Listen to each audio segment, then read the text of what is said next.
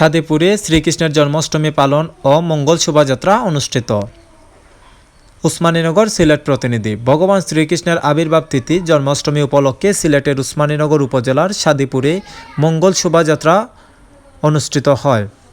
বিশ্ব শান্তি ও মানব কল্যাণের উদ্দেশ্যে আয়োজিত এ অনুষ্ঠান আয়োজন করেন সাদিপুর গীতা সংঘ।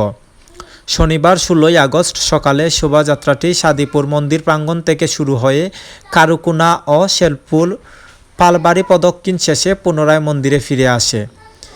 শোভাযাত্রায় অংশ নেন স্থানীয় সনাতন ধর্মাবলম্বী সহ বিভিন্ন শ্রেণী পেশার মানুষ। ডাক, ডোল ও কীর্তন ও ভক্তিমূলক সঙ্গীতে চারপাশ উৎসবমুখর হয়ে ওঠে। আগত ভক্তবৃন্দরা জানান, জন্মাষ্টমী উৎসব অত্যন্ত সুন্দর ও সুশৃঙ্খলভাবে সম্পন্ন হয়েছে। এজন্য তারা আয়োজক ও অংশগ্রহণকারীদের প্রতি আন্তরিক ধন্যবাদ ও কৃতজ্ঞতা প্রকাশ করেছেন।